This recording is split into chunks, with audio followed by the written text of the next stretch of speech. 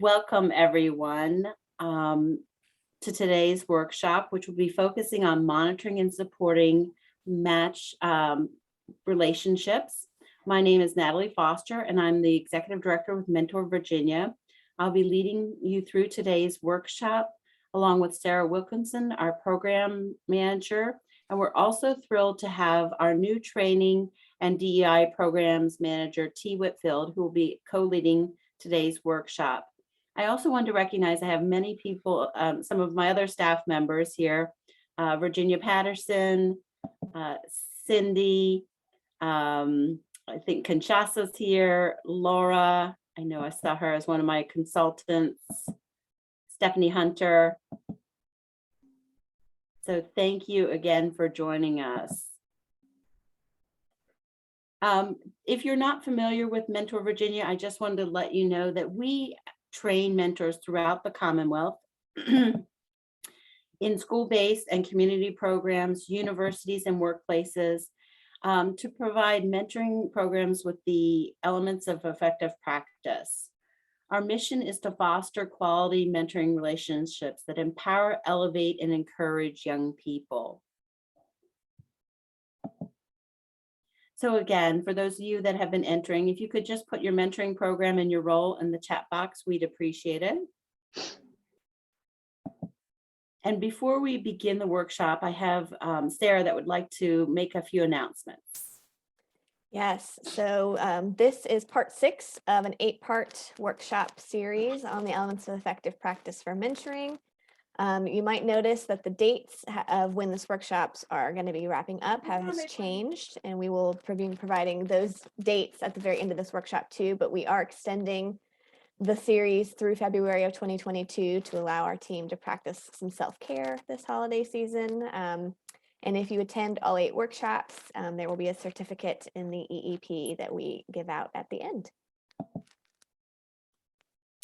There is a companion workbook, which I'll drop the link into the chat here momentarily for today's workshop. And this will provide resources for all the different topics that we're going to be touching on today. You'll find resources to dive deeper in that companion workbook.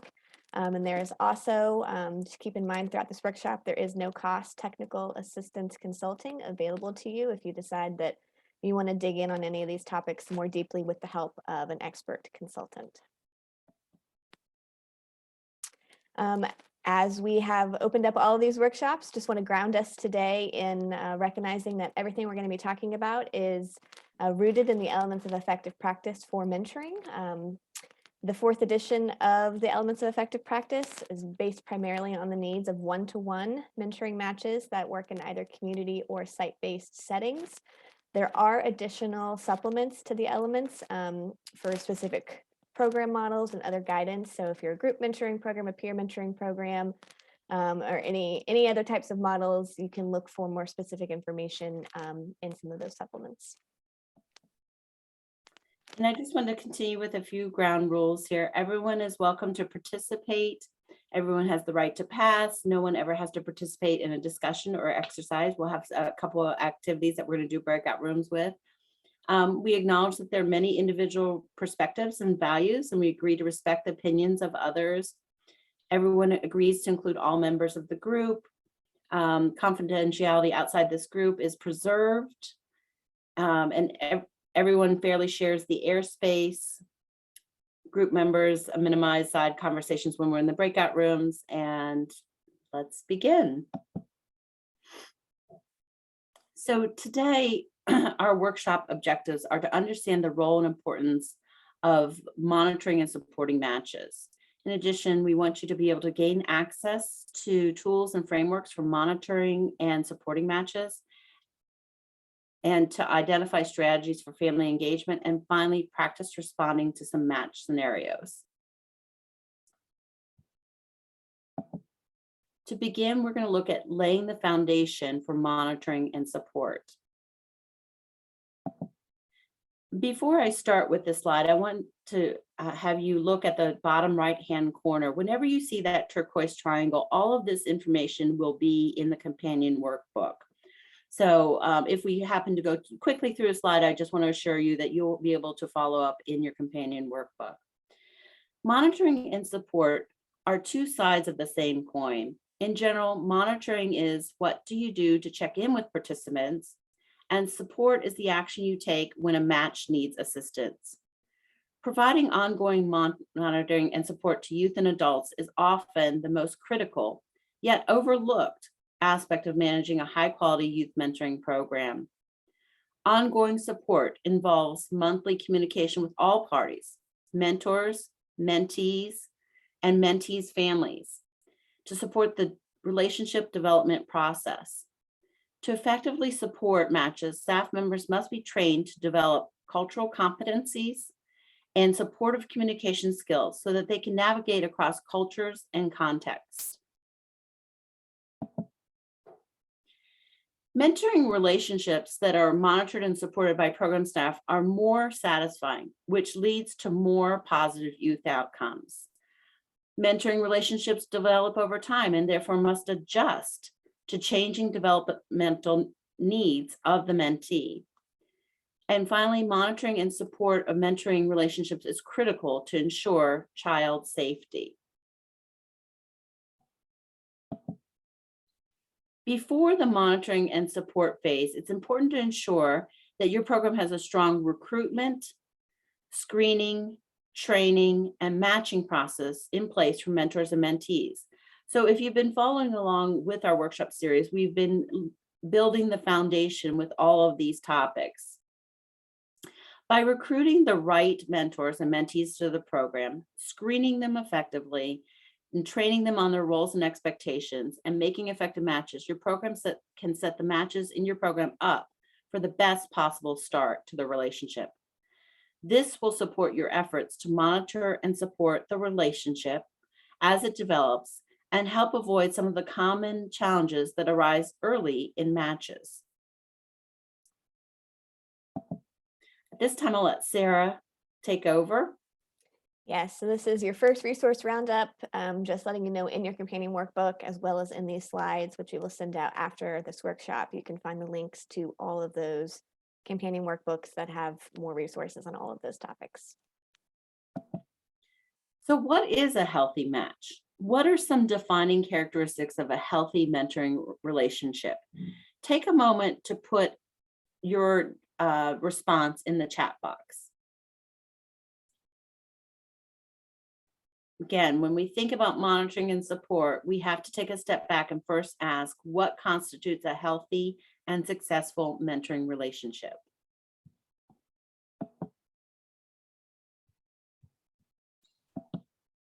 I'm seeing trust, boundaries, good, connection, empathy, consistency, absolutely. Full respect, trust, equal give and take, that's important too. We're seeing connection again. Mutual goals.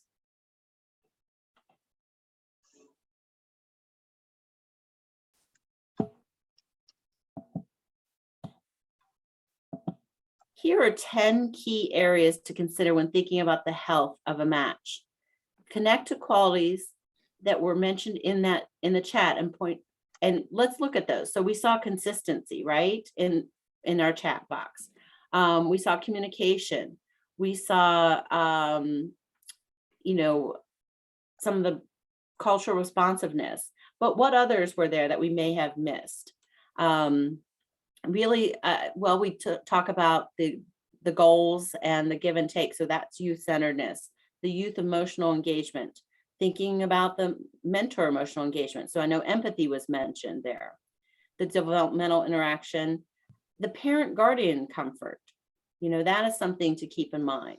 The program satisfaction and aligned expectations. I think we saw that with mutual goals as well.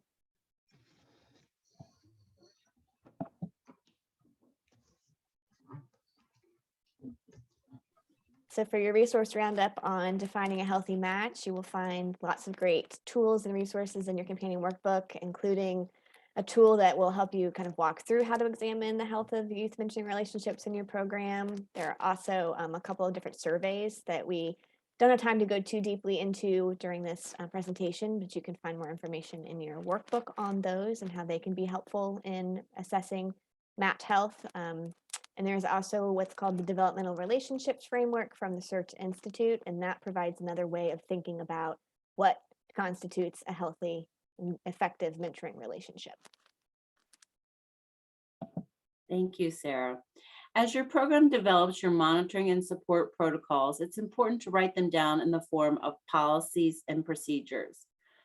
For additional policies you'll want to have in place to support your program's monitoring and support efforts, see the companion workbook. And again, you'll see that turquoise triangle there. This is a sample of it that you can use to help incorporate that.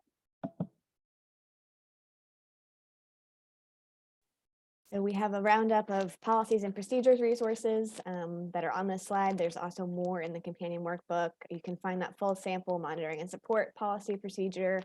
There's also samples on child abuse reporting, policy procedure, confidentiality, unacceptable behavior, a lot of other policies that you'll want to have in place to help establish those boundaries that you then follow up on through your monitoring and support efforts. You'll also find a checklist of policies that mentoring programs want to have, and that's a pretty extensive list of different policies that you can consider for your program. So next, we want to look at some of the best practices for monitoring matches. Monitoring of the relationship should be consistent and frequent over the course of the mentoring relationship. Regular contact between mentors and mentees with program staff has been associated with longer lasting mentoring relationships, as well as more frequent meetings between mentors and mentees and stronger mentoring relationships. Monitoring and support contacts may need to occur more frequently if and when challenges arise. More from the elements of effective practice, monitoring of mentoring relationships should follow a standardized procedure for both mentors and mentees in order to solicit information about the mentoring relationship. The goal of assessing this information on a monthly basis is to help protect child safety and allow program staff to provide feedback and tailored support to the mentoring relationship. The procedure should include questions about recent mentoring activities, mentee outcomes, child safety issues, the quality of the mentoring relationship, and perceptions of the impact of mentoring on the mentor and mentee. Here are two quick examples of some different check-in tools we have for you in the companion workbook, one for youth and one for mentors.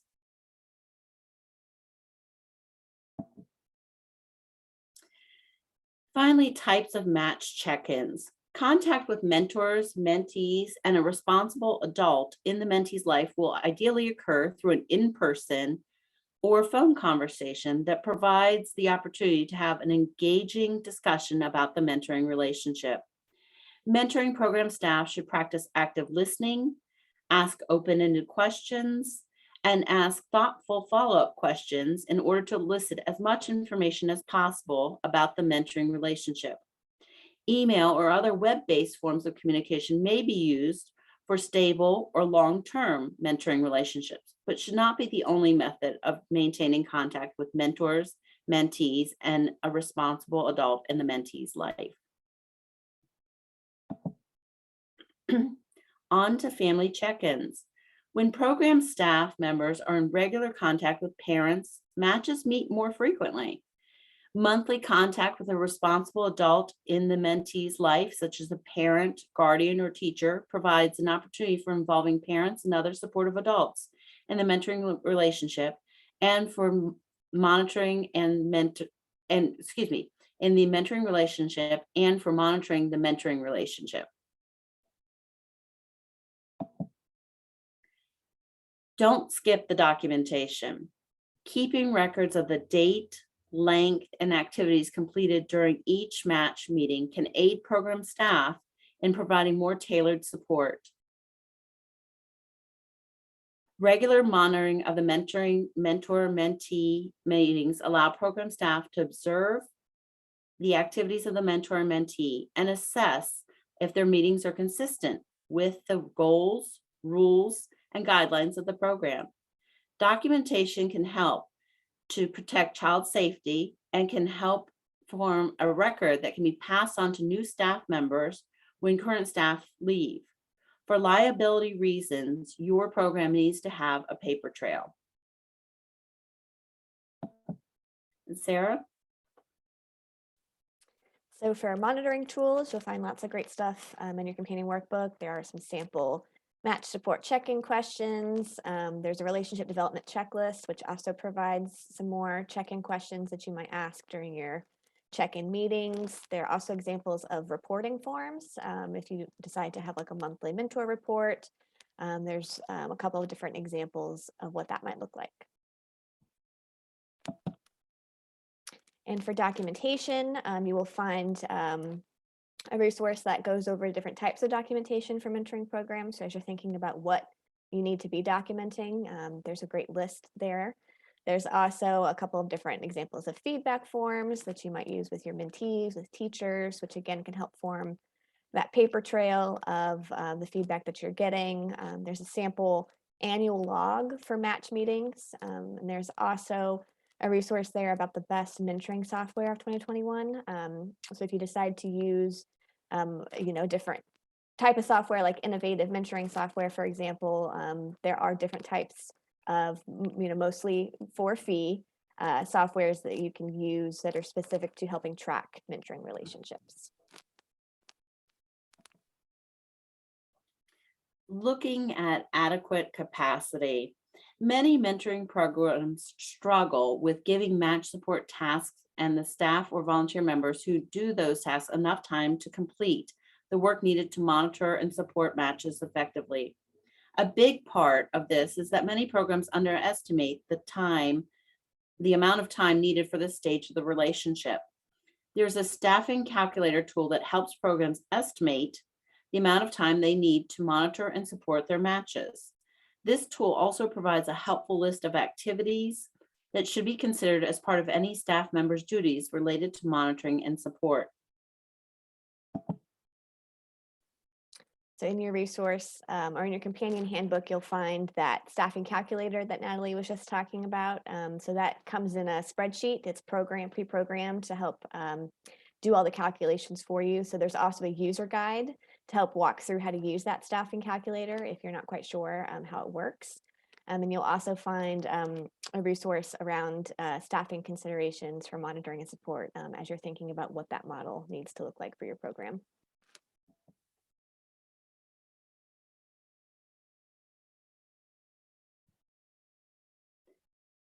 And monitoring of e-mentoring, in addition to standard check-in questions, e-mentoring programs will also want to ask questions about technical challenges, using the program platform or relevant technology, and challenges engaging in program activities or conversation using the program technology.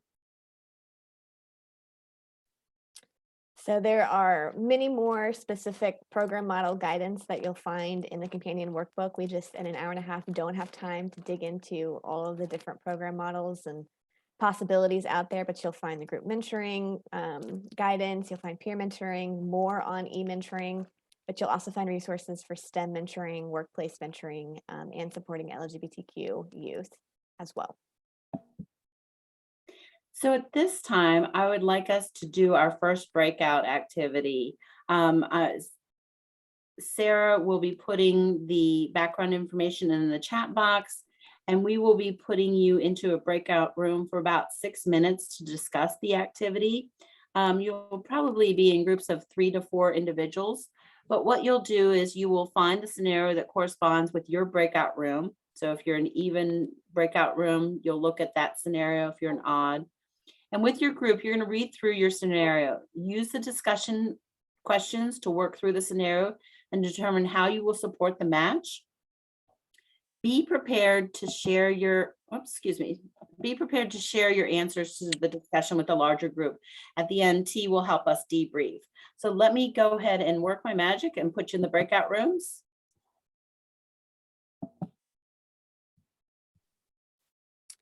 Is anyone having trouble getting into the activity? If so, let me know before we send you off.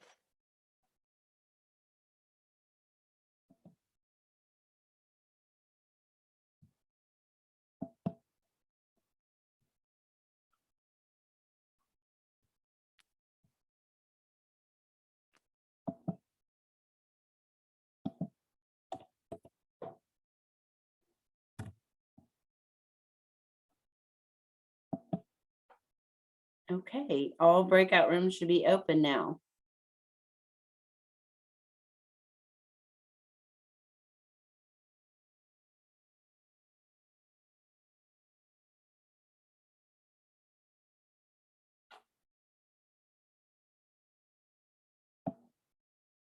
I ended up having 5 rooms, by the way, guys.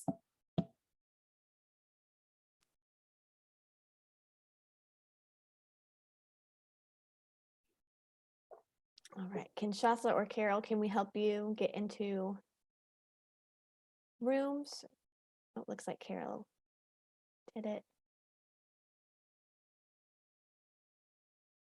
But at this point, I'm going to let T take over for the debrief. So if you want to read the scenario, T, and debrief it. All right, yes, welcome back everybody and good morning. We're gonna start with the even numbered breakout group. So we have Lonnie. Lonnie is 11 years old and has limited walking abilities. He has been meeting weekly with his mentor, Andre, for 3 months now. Andre has never missed a session and has turned in all of his mental reports on time. So that's great. They typically play board games together, work on Lonnie's reading homework, or play chess around on the field. Everything seems like it's going well until you call Andre for a match support check-in and he says, I don't think Lonnie likes me. He doesn't get excited when he sees me walk into the lunchroom to take him to mentoring. Some weeks he barely says 10 words to me. I'm feeling discouraged. You know from talking to Lonnie's teacher last week that he recently lost his abuela. So curious to know how the even number group processed this. I'm going to read the questions really quickly and then open it up for anyone to volunteer if you'd like. What were the core conflicts in the situation, in your opinion? Did you have enough information? If not, what do you think you needed? The steps you take, and what is your preferred or optimal outcome? So we can just go in order and start with group 1. Anyone from group 1 want to share? I do like to call on people. I think that was the group with Anissa or Bessie. Is that correct? Yes, hi. So we agreed that our mentor was more about herself instead of guiding her mentee. It will, at least for me, it's not something. Oops, I'm sorry. I messed up myself right after we read. So I wanted to bump that to actually group 2 and group 4 because it was their even number scenario Oh, okay. we just went over. So Yeah, sorry. that's why I was a little bit confused. We'll come back to you. My bad. I couldn't remember the rules. You're fine. Right. So group 2. Anybody from group 2 or group 4? This is Tammy. I was in group 2. Okay. Hey Tammy. Good morning. Good morning. And okay, the first question was what was it again? The breakdown? Oh, sure. What were the core conflicts in the scenario, in your opinion? We believe the core conflict in the scenario was communication, lack of communication. I relate that I have a group, and the first thing that I do when I meet with my girls is do a check-in to find out how they're doing, how their day, how their week is, there's anything that they wanted to talk about. And in the scenario, it seemed like Andre, like he had games and he was, he did board games, it seemed like, I don't have the thing in front of me, board games, and they played in the field and he was reading, but there was nothing in there that he says when he sees Lonnie, that he says, how are you doing? And I believe that if he did develop that relationship and built that communication in there, that he probably would have found out that Lonnie's grandmother passed away. I agree. Thank you, Ms. Tammy. Anybody else from group 2 or group 4 have any more feedback on any of the points? Did you all feel like you had enough information? Cindy, did you take notes for us? Yes, I do. We didn't have a lot of time to talk about it. Yes, we feel like we need more information, especially from Lonnie's and the mentor's view, because we wanted to understand what is happening with the mentee, and how to solve that problem and sort of improve the match between them. I agree with both points. So just from going back to what Tammy said, had they communicated or also focused on some of the social emotional development that the youth needed to do, not that homework's not important, not that, building up extracurriculars like chess or, talking and reading is not important, but so that they feel more connected and so that they can remain connected, checking in to make sure that feelings are being monitored, would help provide that information. And I think it goes back again to what Tammy said was missing, communication. Anybody have any steps they take to support the match? Can I just add, I just felt like with the scenario, the core piece that was missing, all the points that were made, of course, but I think this mentor seems to be checking the boxes because he's submitting the paperwork, he's doing those types of things. But again, he has, I guess, failed to really connect because he has not looked at the individual. I'm thinking as an individual, like, where are you now? What are your needs? He seems to just keep moving through and going through the motions. So I think that's probably a critical piece when individuals are matching folks, not just looking at what's on paper, but also looking at a true, authentic type of connection that might be not developing. I would have also wanted him to reach out to the parent and find out, since he seemed to have, the mentor, has connected with the teacher and learned about the grandmother passing, but then still didn't attempt to have a conversation with the young person as to, and that's a very impressionable age at 11 years old, and not having, that type of conversation. So thank you for pointing out all of those things. It's still a relatively new relationship, depending on how long the program cycle runs. It's been about 3 months, but through everything, all the feedback that everyone has shared, more information is needed. They need to talk more communication all around the circle. When it comes to mentoring, we can't say that there are no right and wrong answers, or that there are both right and wrong answers. There are no correct answers because these are human beings at stake, but there are definitely wrong answers, and the wrong answer is to jump to conclusions. It's always best to make sure that we communicate. And I do think that that's the number one critical thing, is to up their communication, give them a little bit of strategy about how they check in, and some of these other things will start to fall into place. And I do think throughout time, we'd be able to determine if he was a box checker or not. I hope not. Any other last comments or feedback on the first scenario before we move to the second? And that is definitely group 1, group 3 and 5. I got you in the back there, Bessie, when we're talking about Melody. So quickly, Melody is 16 years old, white, and uses the pronouns they, them, and theirs. Melody has wanted a mentor since she first moved to the current school district 2 years ago. When Melody was finally matched with Shannon, who is a graphic designer, just like they want to be, it seemed like a perfect match. When you talk to Melody after being matched with Shannon for about 2 months, Melody expresses frustration.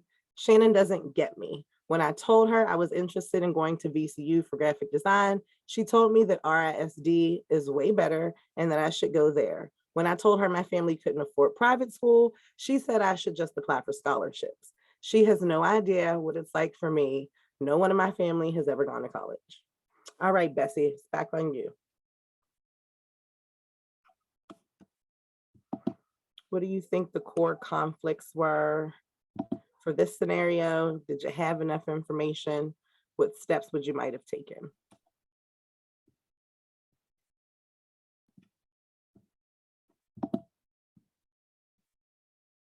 I'm in group 5, but I'm willing to share. 1 through 5, welcome to the floor. One of the things we talked about is one of the biggest things that was kind of out there was it appeared to be a social economical difference, because the mentor is saying, well, you need to go here, and the other girl is saying, well, I can't afford it and we'll apply for scholarships. Well, if she's the first one to go to school, she may not it's just going to college is a huge thing. So I think there's a huge a social economical barrier between the two, and that is playing a role. I think we need more information, but that I think is a huge part of the problem. Thank you, Carol. I would say there are so many problems with that one. This scenario, that is definitely one of them. Again, communication will help with these mates. Going back to Virginia's point, it seems like this mentor has their own agenda, but we will learn a little bit more about how to match and support these type of scenarios as we continue on with our presentation. If you have any more comments or suggestions for this breakout, you can type it into the chat. I am going to turn it back over to Natalie. Thank you, T.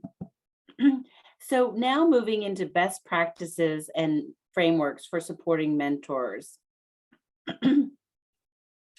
When mentors receive high quality support from their mentoring program, they report stronger relationships with their mentees and are more likely to continue their mentoring relationships. The majority of mentors who receive support, phone calls from the mentoring program, agree that they're helpful in strengthening their match. And mentors who attend mentor support groups find them helpful as well. So again, this is information that you'll see more in the workbook. Providing feedback to the mentor about the impact of the mentoring relationship on the mentee may reinforce mentors' motivations for volunteering and encourage them to continue volunteering as a mentor. Giving feedback to mentors could also impact their feelings of self-efficacy as a mentor, which can lead to more feelings of satisfaction, more frequent meetings with their mentees, fewer challenges, and higher quality mentoring relationships. A little bit about mentor support groups. Mentor support groups can be a great way to offer an additional layer of support to your mentors, and they don't have to require a lot of staff time to plan. One word of caution, though, if a mentor support group is not properly supervised, mentors may not provide each other with positive, constructive criticism. Mentors may lead each other into using harmful strategies in dealing with difficult issues. Important issues of confidentiality and liability may not be addressed. But I have seen from other programs, positive mentor support groups could look like a book club or a virtual social. On this slide here, there are some types of delicate topics that programs can prepare mentors for and should be prepared to respond to. This is something that we go through with our new mentor training, and you'll get this slide deck. This is an excellent video that describes when someone is having an issue, say it's a mentee, to say, I think we all jump to that problem-solving mode, but in that moment, do they need a solution or do they need empathy? So I would encourage you at the end of the slide presentation to take a look at this video. Oops, it's going to start here. And looking at crisis requiring intervention, what are the crisis situations that may come up in a mentoring relationship that mentors should be trained to respond to, and that programs need to be prepared to address? You'll see many of those here. And again, this is in your companion workbook. Being responsive to trauma. Trauma can impact the way a mentoring relationship develops and some of the possible challenges that may arise. Mentors and mentoring program staff need to have awareness of the role that trauma can play, as well as training on how to appropriately respond to a young person whose trauma may be impacting their behavior or ability to form a connection with their mentor. The graphic on the slide provides an example of how a trauma-informed mindset can help shift a program or mentor's response to behaviors their mentee may be demonstrating. When you stop thinking about a child's behavior as being intentionally disrespectful, for example, you can recognize that they might be feeling threatened, unsafe, or out of control, and you can take action to help them feel safer in that moment. Program staff need to be prepared to support mentors in being responsive to trauma. Sarah? So as Natalie mentioned, there's more resources on these topics in your companion workbook. You'll learn more about managing some of those delicate topics that we saw on the slide. There's also some resources around trauma and how to train on trauma. And there's also a webinar on supporting mentors and mentees in the face of challenges. So again, kind of looking back at the topic that we've covered previously on training, ongoing training can contribute to more effective, longer lasting, higher quality relationships. There's only so much you can cover in the 2 hours of pre-match training, and mentees benefit from continued investment in the skills and competencies of their mentors. Materials for ongoing mentor training are one of the most common things we can help programs develop through our no-cost TA consulting. Mentoring programs that provide monthly calendars of low-cost events, offer tickets to events, or provide opportunities to participate in structured activities are usually associated with positive outcomes. Providing match activities can also lead to longer average match lengths and greater match retention. Fun group activities are one of the ways to enhance the relationship between program staff and volunteer mentors. Another consideration, especially when working with youth of color, is to provide activities that allow mentors and mentees to explore culture, heritage, history, and the background of their communities. So there are lots of activity suggestions and resources in your companion workbook. There are handbooks, there are virtual match activities, or activities for in-person, some questions that mentors can use to check in with their mentees, and all sorts of other helpful resources. So recognition of mentors is important. What are some ways you might recognize and thank your mentors? If we could quickly put some ideas in the chat box, that would be helpful. Again, recognizing and celebrating volunteer achievements is considered an important practice in promoting participation in a volunteer program. Volunteers report that informal, personal forms of recognition, such as thank you notes, are the most meaningful. Annual recognition of mentors is recommended to increase mentors' perception of self-efficacy and encourage mentors to continue volunteering. So I'm starting to get some things in the, okay, we got letters or drawings from mentees. That's a great one. Throw an appreciation party for mentors during National Mentoring Month, which happens to be in January.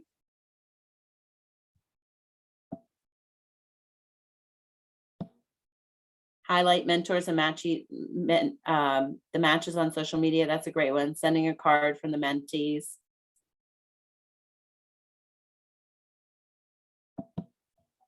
Thank you for that. Sarah? So there are some ideas on recognition in addition to the ones that were offered in the chat that you can find in your companion workbook. And there's also some tools you can use for planning those recognition events, as well as one program's sample calendar of all the different recognition activities they did throughout the year. So that wasn't just one big thing at the end, but it was kind of spaced throughout the year. And there's also some ideas on this slide for thanking your mentee. We'll talk a little bit more about that, but wanted to, call out that there are some resources around that as well. And then just some general resources on supporting your mentors. You'll find several different guides. There's a really great research paper on why mentoring relationships end, which can give some great feedback on what you can do to prevent that. And you'll also find some tools to strengthen match support. Thank you, Sarah. Looking next, best practices and frameworks for supporting families. Again, coming from the elements of effective practice. Parents or guardians may need support from the mentoring program to ensure they have accurate expectations for the mentor and the program. Understand the mentor's role and how they can best support this role. In addition, mentees and their parents or guardians may have needs or be facing challenges that cannot be addressed through the mentoring relationship. Referrals to social service providers should be provided to mentees and their families as needs arise. And in fact, we just held a coffee hour yesterday talking about the mental health of young people and anxiety and depression, and had some specialists on there, and they were able to provide a lot of good resources for families in this arena. Looking at the dimensions of match health, this systemic model of mentoring provides a visual framework for understanding the importance of family engagement in mentoring relationships. The model shows how the mentor, parent, guardian, and staff member form a triangle of support around the youth. The strength of the mentor relationship depends on how strong each of these bidirectional relationships are within the overall mentoring relationship. If programs don't take the time to build relationships with families and don't train mentors on how to build relationships with their mentees' family, then some of the lines shown in the model are going to be yellow or red. Not paying enough attention to any given part of the triangle can mean not setting the mentoring relationship up for success. So again, from the elements of effective practice, many programs have experienced success with engaging families by hosting group outings, special events, or family dinner nights that bring mentees, mentors, and families together as a structured way that allow parent guardians a way to be involved and express their support for the mentoring relationship. Throughout the duration of a mentoring relationship, program staff should make check-in with parents and youth just as important as with mentors. When you think about family engagement, assume that families want to engage in the mentoring program. And if they aren't, take the time to identify the barriers that may be in the way, including those listed on this slide. The program's role is to reduce the barriers in the way of family engagement and work to create a culture where family engagement is accessible and part of community norms. This can mean going beyond inviting families to participate in the program and engaging them as partners in your collective work. One way to do this is inviting families to take leadership roles in your program. Can they join your board, a parent advisory committee? Can they help train parents who are new to the program?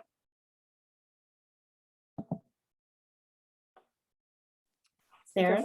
So for family engagement, there are lots of great resources that you'll find. There are some webinars, there are some actual tools, like you can see this family contact log. There's an example of that that you'll find in some of the tools, as well as just resources to help you think about all the different ways that family engagement can look. So again, looking at the recognition of mentees and families through the lens of the elements of effective practice, while it's important to recognize the contributions your mentors make, it is also critical to find ways to recognize, thank, and celebrate the mentees and their parents or guardians for their role in the mentoring relationship and program, at least on an annual basis. This November is Thank Your Mentee Month, a time for program staff and mentors to intentionally reflect on what they have learned and how they have been positively impacted by the youth in their lives. And again, I would encourage you to take a look at this in the companion workbook. Many programs, especially those that follow the school year calendar, may experience gaps in programming over the summer. Programs who have the ability should consider strategies for maintaining contact between mentors and mentees during the summer, especially if the program is working with youth of color, as youth of color are more likely to experience the impacts of summer learning loss. Mentors can help offset these losses and also prevent a weakening of the mentoring relationship by maintaining a consistent presence. So now next on to our activity number 2. Again, you're going to find the scenario odd or even. We are going to recreate the same rooms with your group. Read through the scenario, use the discussion questions to work through the scenario and determine how you will support the match. And be prepared to briefly share out when we come back. You're going to get about 7 minutes to do this activity. So I'll go ahead and recreate the breakout rooms.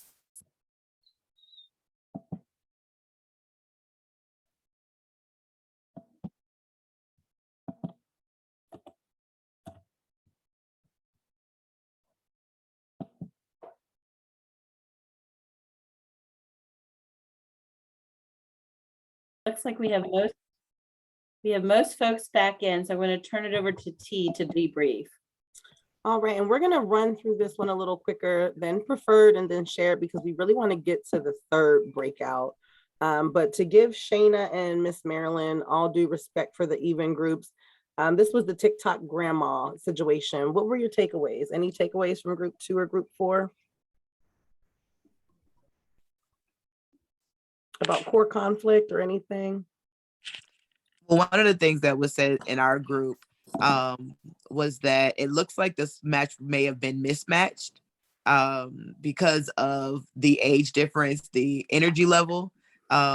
Marilyn seeming like someone that's more mild and she's not really into social media, and Shayna being an extremely talkative, social media active. And so this may have been a mismatch.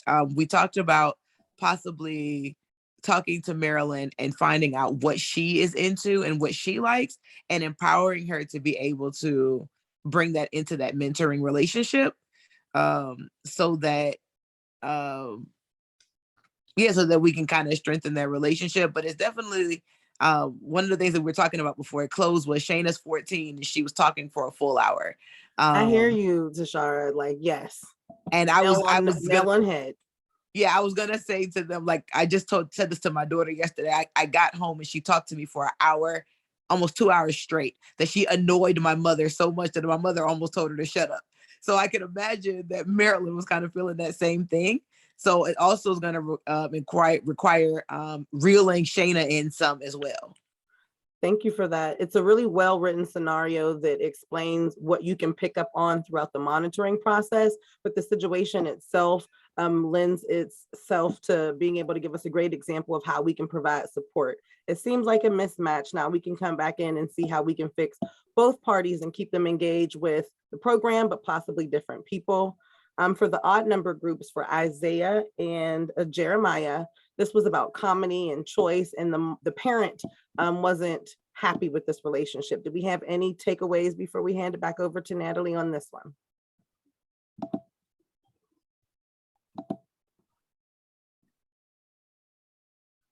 The largest for me here was, again, going back to Miss Tammy's point when it comes to communication.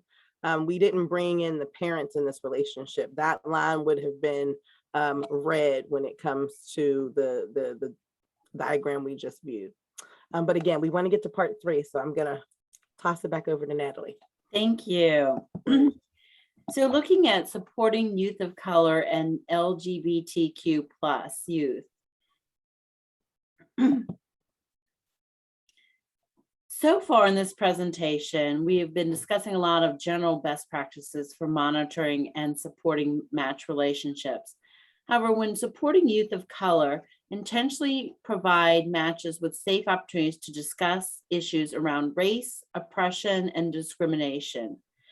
Youth of color will more likely have experiences of bias, prejudice, and/or discrimination, and can benefit from mentoring programs and relationships that help them process these experiences, advocate for and with them, and heal from painful experiences. Not setting matches up to effectively have these discussions can, at best, mean the mentoring that happens is not very effective, and at worst can cause harm to the young person who is not having their identities and experiences validated. Program staff should inquire about interactions between mentors and mentees that include issues of race, ethnicity, class, or language. This can uncover issues for which program staff can provide additional support or corrective action. For example, it may come to light that the mentee doesn't feel like they have enough opportunities to talk about issues related to their ethnic identity. Or maybe the mentor expresses feeling uncertain how to best talk about the socioeconomic difference between their family and the mentee's family. Once identified, your program can provide additional training on topics like finding and utilizing opportunities to discuss race, ethnicity, or how to have critical conversations about the roots of economic inequality. And in fact, this is something that we have provided through TA to some of our program partners, looking at training specifically around these topics. The quality of the mentoring relationship may be impacted by race-related issues that are negotiated by mentors and mentees. For example, when considering cross-race matches, the level of cultural sensitivity of the mentor, the cultural mistrust of the mentee, and feedback provided to the mentee can greatly impact the quality of communications. Cross-race matches may require additional support to help navigate these challenges.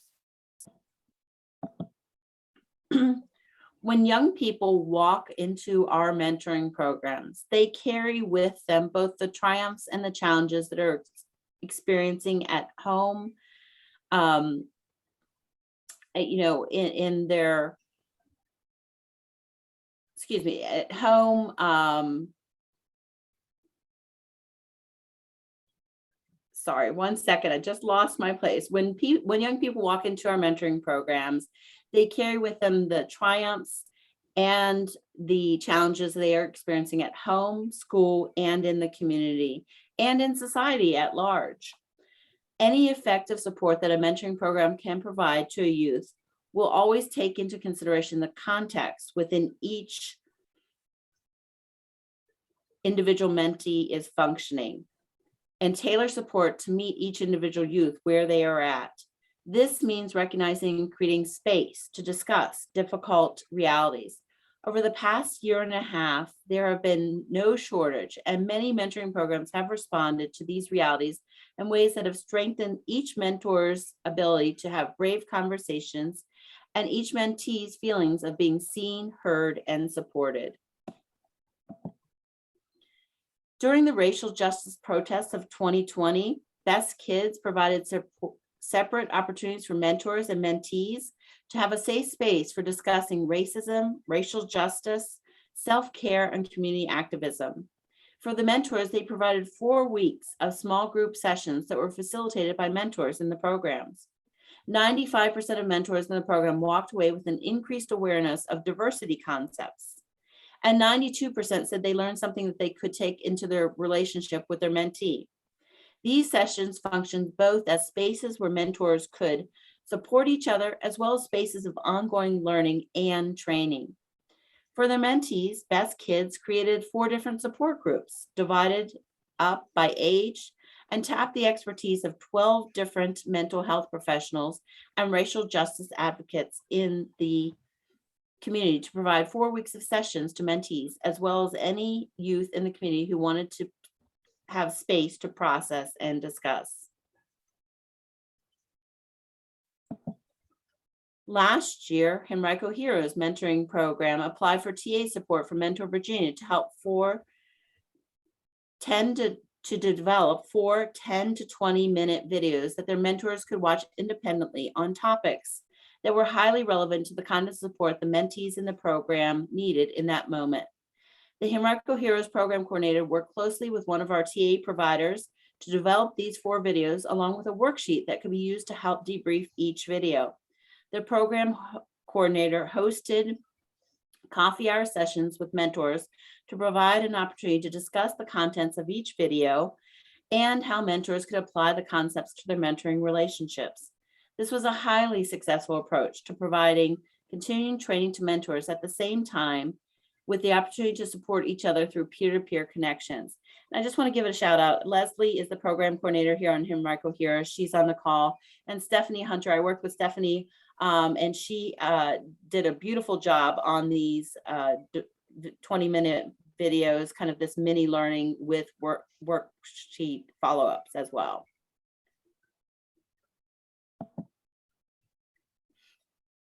Support for LGBTQ+ youth. The supplement to the elements of effective practice for mentoring LGBTQ+ youth provides an in-depth look at best practices for supporting LGBTQ+ youth, including examples of how mentoring programs across the country engage in this work with mentors and youth.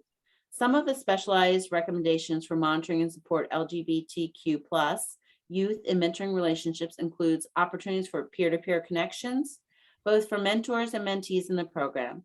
The best practices also emphasize the importance of LGBTQ+ friendly resources and referral referral networks to tap into when needed. So again, you'll see more of this in the workbook companion.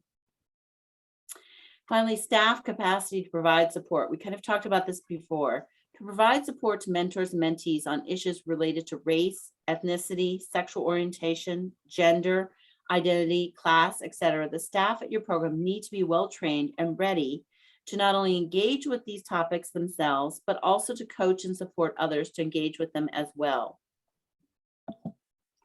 This is super important too. Self-care for match support staff. The situations and issues that can come up while working with youth in a mentoring program can bring up our own difficult emotions as well as our healing work. We may even experience secondary trauma or compassion fatigue that, if not cared for, can prevent us from doing our best work. Creating a culture of self-care in your program is an essential part of monitoring and supporting your matches. Because if your team isn't at their best, they can't provide the highest level of monitoring and support to your matches. Young people deserve our best. It's up to organizations, not just individuals, to promote self-well-being. Sarah? Yeah, so there are so many resources for your roundup on this section. You'll find videos, you'll find resource guides, you'll find webinars, and there's also a helpful tool there at the very bottom around how to support positive racial identity development in Black children. So I encourage you to take some time and dig into some of those resources. Thank you, Sarah. And on to our final activity. Again, I will put you in your breakout rooms. It will probably be for about 8 minutes. Excuse me. You'll read the scenario, even or odd, read the questions, discuss them, and then we'll come back to debrief.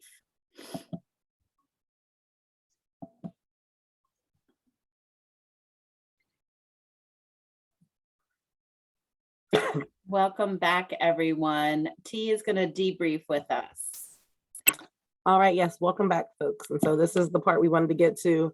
We want to try to capture as much feedback as possible. So if you do have comments or feedback, you can share it in the chat, but I am going to ask for one even numbered group and one odd numbered group to share out loud, starting with even. So this was Javier and Richard. This was the situation of civics and maybe some race. What did you pick up on as core conflict in this scenario? Anybody from group 2 or 4? Meredith, did you have any takeaways, or Virginia?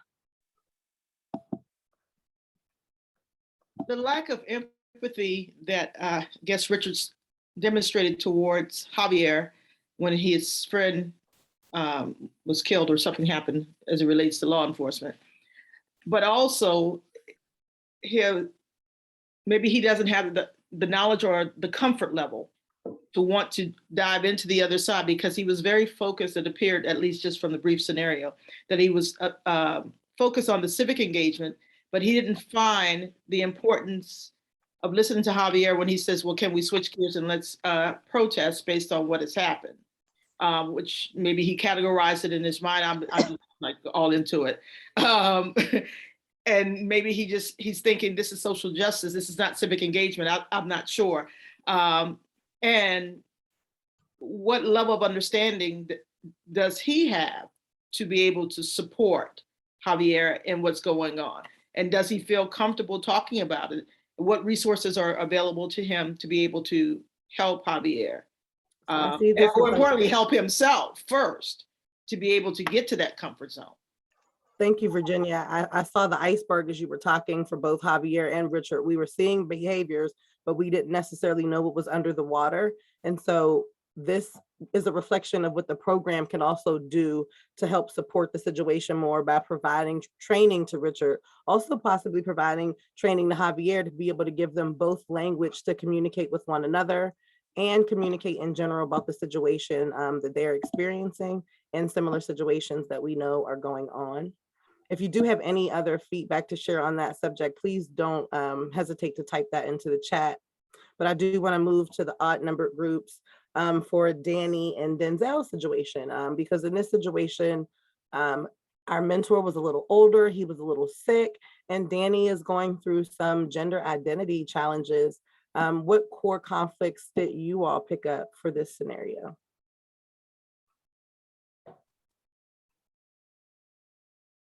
I don't know if Jackie or maybe Carol had any feedback. Again, this is for group 1, 3, and 5. Yes, we discussed that Denzel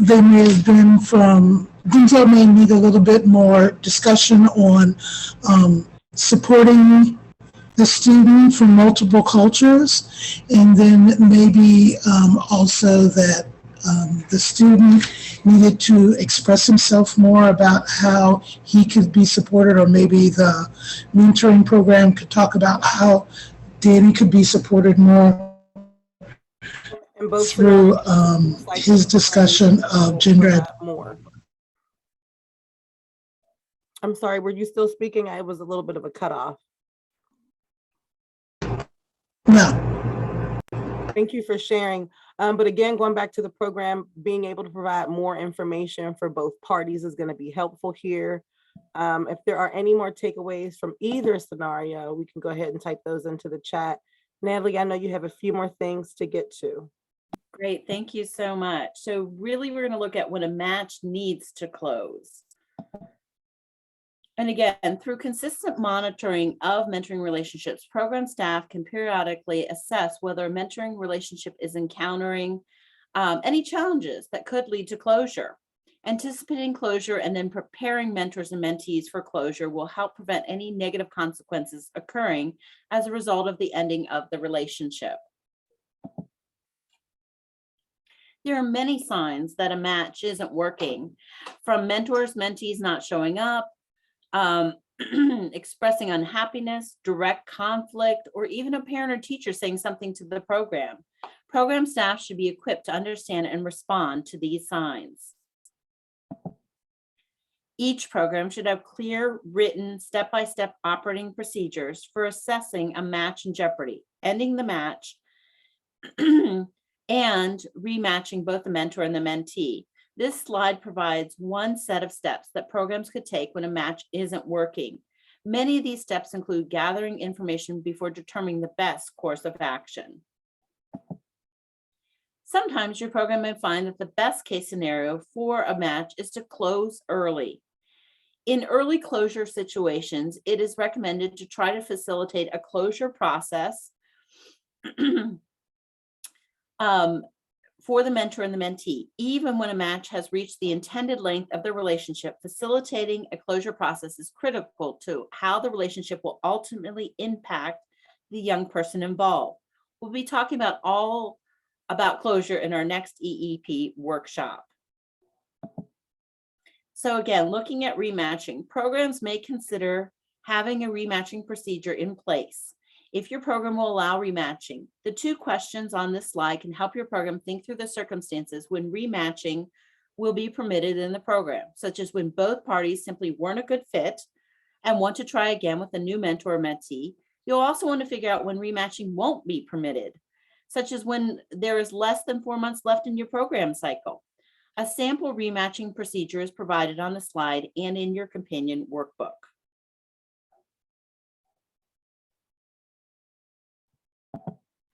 Sarah?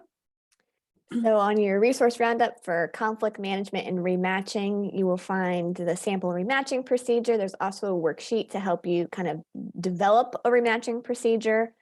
You can learn more about cultural and class conflicts and mentoring relationships and how you can support mentors and mentees through those. There are also 2 frameworks that you could potentially use when actually working through conflicts with your matches.